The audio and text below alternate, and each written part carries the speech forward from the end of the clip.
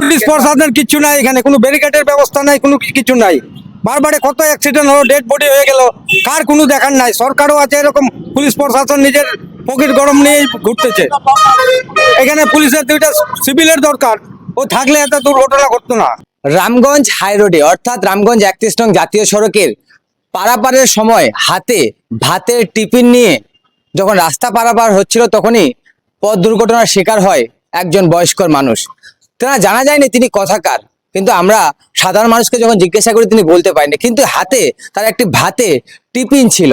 সেই অন্তত যখন রাস্তা পারাপার হচ্ছিল তখনই একটি বোলেরো গাড়ি তাকে সজোরে ধাক্কা মারে। সেই বয়স্ক মানুষটির অবস্থা আশঙ্কাজনক বলে তাকে কিন্তু রামগঞ্জ যে প্রাথমিক হাসপাতাল রয়েছে বা ইসলামপুর ব্লক প্রাথমিক স্বাস্থ্যকেন্দ্র যেটা রামগঞ্জে রয়েছে, সেখানে কিন্তু সেখানকার স্থানীয় যারা টোটো চালক ছিল বা দোকানদার ছিল তাকে নিয়ে আসে। অন্তত অনেকজনে অনুমান করছেন তার বাড়ি হচ্ছেন বাহাদিগঞ্জ।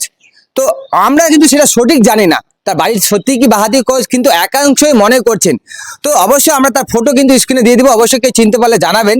এবং যে স্থানীয় যারা মানুষজন রয়েছিল, যারা টোটো চালক ছিল বা দোকানদার ছিল বা যারা বিভিন্ন গন্তব্যস্থলে যাওয়ার জন্য সেখানে দাঁড়িয়েছিল, তারা অভিযোগ করছে বারবারই যে এই যে অ্যাক্সিডেন্ট গুলো হচ্ছে রামগঞ্জ হাই রোডে অর্থাৎ 31 নং জাতীয় সড়কের বাস স্ট্যান্ডে, সেখানে পুরোপুরি দায়িত্ব রয়েছে এই অ্যাক্সিডেন্ট গুলো হওয়ার পুরোপুরি দায়ভার নিতে হবে পুলিশ প্রশাসনকে। কারণ এই যে ওখানে উপযুক্ত ব্যারিকেড এবং পুলিশ প্রশাসন এবং সিভিক ভলেন্টিয়ার্স না থাকার কারণেই এই বারবার কিন্তু অ্যাক্সিডেন্ট হচ্ছে।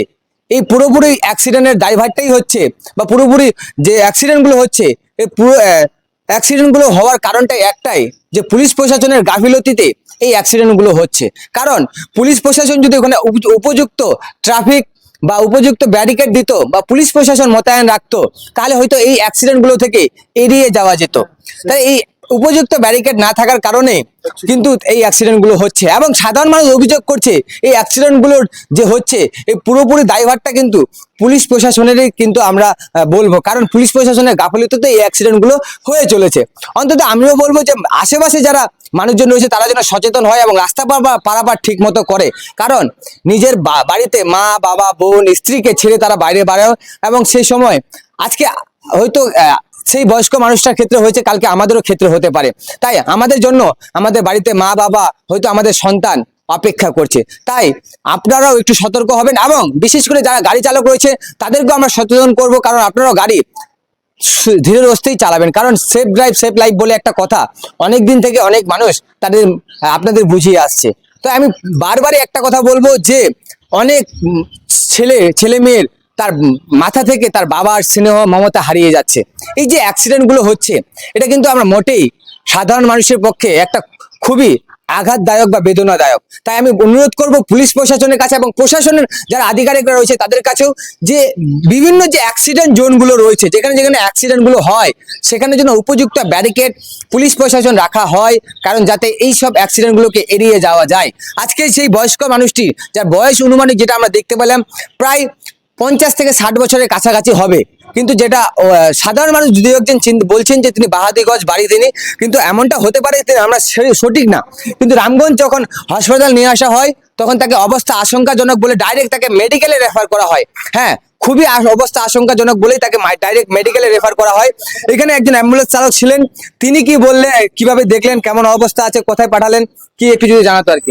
বলছি কি হয়েছিল লোকটাকে? আমি যেটা শুনলাম মেন রোডে অ্যাক্সিডেন্ট হয়েছিল ফেরে, তারপরে পেশেন্টটাকে রামগঞ্জে নিয়ে আসা হয়েছে। পেশেন্টের কন্ডিশন খারাপ আছে, খুবই খারাপ আছে। পেশেন্ট ব্রেনে চোট লাগছে, মাথার মধ্যে লাগছে, কোমরের মধ্যে লাগছে। ওই গাড়িটা কিন্তু দেখতে পারিনি। বলছে কি বলছে, বাড়ি কোথায় জানা গেছে? বাড়ি বাহাদিগঞ্জ বললো, বাহাদিগঞ্জ বাড়ি। আসছিল পরিবারে?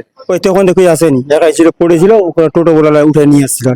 এখন কোথায় নিয়ে গেছে? এখন মেডিকেলে নিয়ে গেল, ডাইরেক্ট মেডিকেল। পেশেন্টের কন্ডিশন খারাপ হয় না। আপনার নাম? আমার নাম খলিল হক। এখানে কি অ্যাম্বুলেন্স চালক? আমি অ্যাম্বুলেন্স চালাই।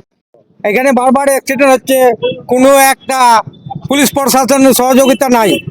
আগে ছিল, এখন সিভিল দুইটা, এখন সিভিলও নাই, কোনো খোঁজ নাই। মানুষ পড়ে এখানে রক্ত বাড়াইয়ে খেটখাটিয়ার মধ্যে নিয়ে গেল রামগঞ্জ হাসপাতালে। অ্যাক্সিডেন্ট, গাড়ি লোক ভাত নিয়ে টিফিন নিয়ে যাচ্ছিল, রোড ক্রস করছিল, রোড ক্রস করতে গিয়ে বোলোর আছে ঢুকে দিয়ে চলে গেল, কেউ লম্বল দেওয়ার লোক নাই। এখানে বারবারই কি এই বারবার এই দুর্ঘটনা ঘটে। পুলিশ প্রশাসন এখানে পুলিশ প্রশাসনের কিছু নাই, এখানে কোনো ব্যারিকেডের ব্যবস্থা নাই, কোনো কিছু নাই। বারবারে কত অ্যাক্সিডেন্ট হলো, ডেড বডি হয়ে গেল, কার কোনো দেখার নাই। সরকারও আছে এরকম, পুলিশ প্রশাসন নিজের পকেট গরম নিয়ে ঘুরতেছে। এখানে পুলিশের দুইটা সিভিলের দরকার, ও থাকলে এত দুর্ঘটনা ঘটতো না। তো এর আগেও যখন অ্যাক্সিডেন্ট হয়েছিল আপনারা তো পুলিশ প্রশাসনকে বলে পুলিশ প্রশাসনে বলছে, পুলিশ প্রশাসন অ্যাকশন নিচ্ছে না, আমরা কি করব? লোকটা চেনা গেছে ঘটনার লোকটা? হ্যাঁ, লোকটাকে চেনা লোকটা চিনা চিনা যায় নাই। কেউ বলছে বাদিক হবে, মুখে রক্ত বাড়াইছে, পুরা রক্ত ভর্তি, লোক মনে হয় স্পট ডেট হয়ে গেছে। মানে খুবই আশঙ্কাজনক। এখন কোথায় নিয়ে গেল তাকে? এখন রামগঞ্জ হসপিটাল করলো, হসপিটাল থেকে কোথায় করছে সেটা জানি না। পুলিশ প্রশাসন আসছিল? পুলিশ প্রশাসন পরে আসছিল পেশেন্টকে নিয়ে যাওয়ার পরে। আচ্ছা, যে গাড়িটা অ্যাক্সিডেন্ট করেছে সেটা কি ধরা গেছে? না, ধরা যায় নাই, চলে গেছে? চলে গেছে। গাড়িটা পুলিশ থেকে আসছে? এই যে শিলিগুড়ির থেকে আসে, ইসলামপুরের দিকে যাচ্ছিল। এই জায়গাটা কোথায় এটা? এটা রামগঞ্জ বাস স্ট্যান্ড। আপনার নাম? মোহাম্মদ মেরাজুল ইসলাম।